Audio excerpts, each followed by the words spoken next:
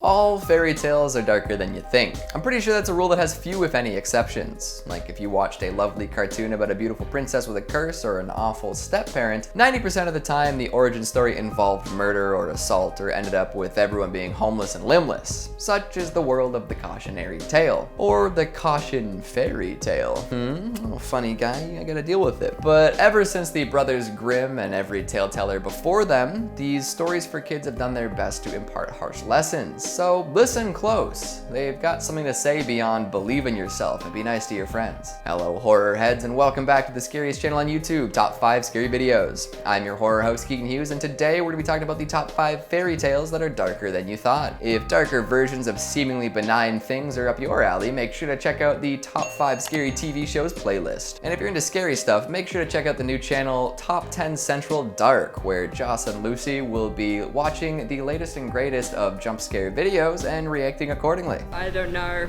I don't trust. What is he looking at? What is, okay, what is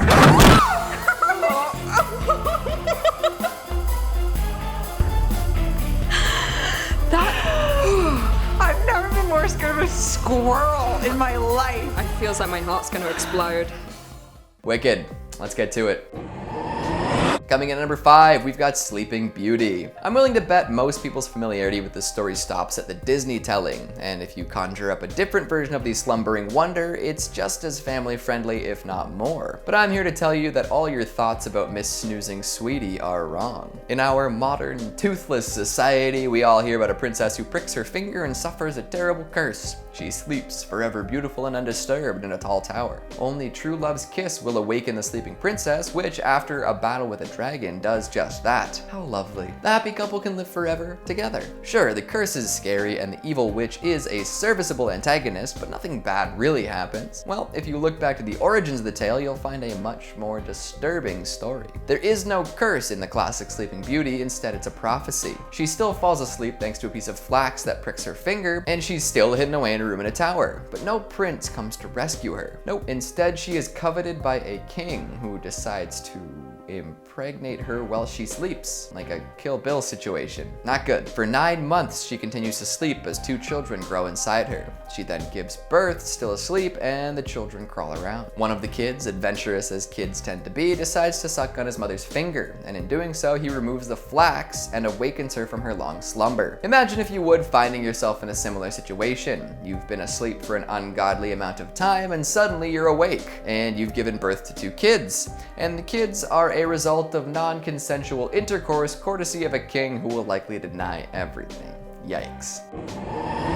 Coming in at number 4, we've got Cinderella. Man, who would wear glass slippers anyways? There's no give to glass. Even if the fit was perfect, you'd be killing your feet, and the likelihood of that shoe shattering while you walk is sky high. Try not to conjure up too many images of walking on glass. Sorry, I'll get to the actual story now. Cinderella is a tale about being quietly beautiful and finding true love, right? You know the story. Poor Cinderella toils away as the ugly stepchild / unpaid laborer in her stepmother's home. Her stepsisters torment her, and her stepmother works her to the bone. But she knows she's beautiful, and so does her fairy godmother. So when the royal ball is thrown, she gets magically dressed up and stuns crowds with her brand new beauty. However, she has to dip before she reverts to her peasant self, because who could ever love a poor? Thankfully, she drops a slipper and the prince tracks her down based on her feet. A little bit of Tarantino syndrome, eh? Not exactly a family-friendly fixation, but that's the version Disney went with. In the original, the slippers are made of squirrel fur, and the stepsisters intercept the prince's quest to find his lover. Knowing that they would not fit Cinderella's shoes, they literally hack off parts of their feet, and they almost get away with it. It took this prince, who supposedly was in love with Cinderella, a moment to realize that they weren't her and were actively bleeding from the feet. And even then, it was thanks to the help of some doves that he noticed. Doves that went on to peck out the stepsister's eyes. Gather round, kids. I want to tell you the totally appropriate story of the step-siblings who amputated parts of their feet and then had birds gouge their eyes out.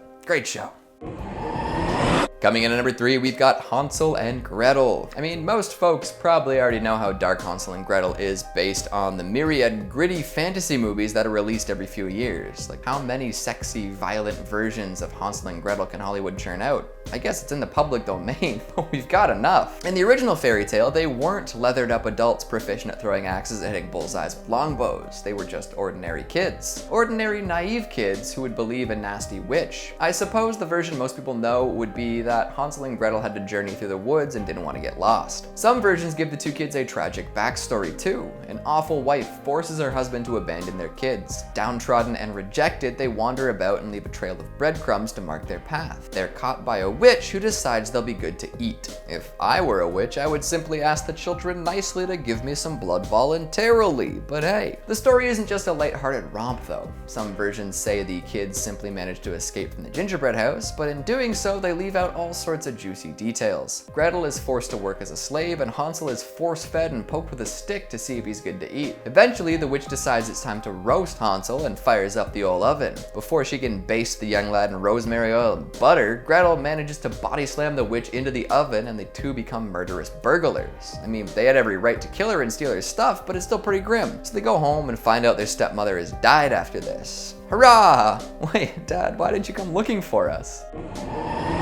Coming in at number 2, we've got Rapunzel. Putting the logistics of climbing a rope attached to someone's head and neck aside, Rapunzel can still be pretty dark. Most marketers would like you to believe that Rapunzel's story involves a dashing rogue and a capable princess who steal away into the night after a daring escape. They can sell more chameleon plushies that way. Unfortunately, the original story involves a lot more hardship. First of all, Rapunzel isn't necessarily a princess. In some tellings, she's the firstborn daughter of a very poor family that had been caught stealing from the witch who owned a tower. The witch struck up a deal with her parents. Take whatever you want, but I keep the kid. Some loving parents, eh? So years later, the dashing prince finds the beautiful girl with long, luxurious locks. I guess a haircut was too much work for the old witch. He visits her often and hails her from the ground. Eventually, he decides that he's had enough of shouting up the tower. He wants to get up close and personal, if you know what I mean. So he climbs up on her hair and ends up running into the witch, who then tosses him from the tower, and he lands in the thorns below. The poor lad is blind now and likely all busted up from being tossed headfirst from the tower. The girl is then kicked out by the witch for her impropriety, and the couple gets to live together, but not exactly happily ever after, you know, thanks to the blindness and lack of resources. Another version even tells the tale of the prince getting her pregnant and then disappearing. Pick your partners wisely, kids. And finally, at number 1, we've got Little Red Riding Hood. We all know how this one goes. Little Red is running through the woods on the way to her grandma's house. A wolf, wanting to make a meal of her, runs ahead, kills her grandmother, and takes a place in bed. Red Riding Hood is surprised that her grandmother has taken on the appearance of a wolf, but doesn't pay it too much mind. Right before the wolf chows down, a heroic and handsome woodsman kicks down the door and kicks some wolf butt. That's not really how the story goes, now is it? In some versions, the woodsman only saves her because he finds her attractive.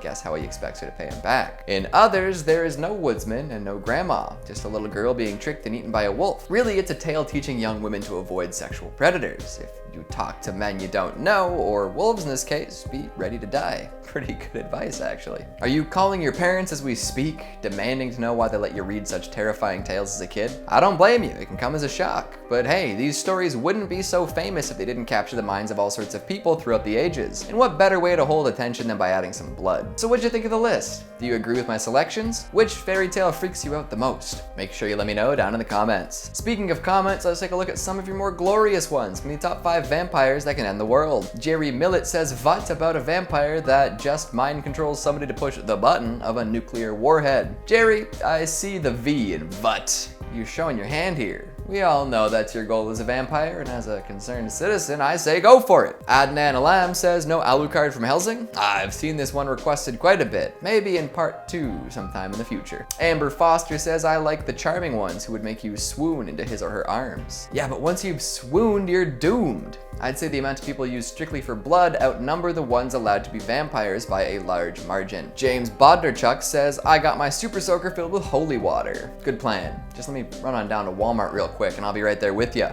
Megan Murphy says, "Is that a bird freaking out that I hear?" Maybe. And that's all the time we have for today. Before I karate chop a doomsday device, make sure to give this video a big thumbs up and subscribe for more youthful yelling. Thanks for watching, and I'll see you next time.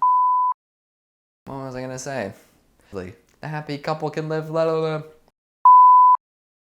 serviceable boils away as an people know with that versions give the two being tossed head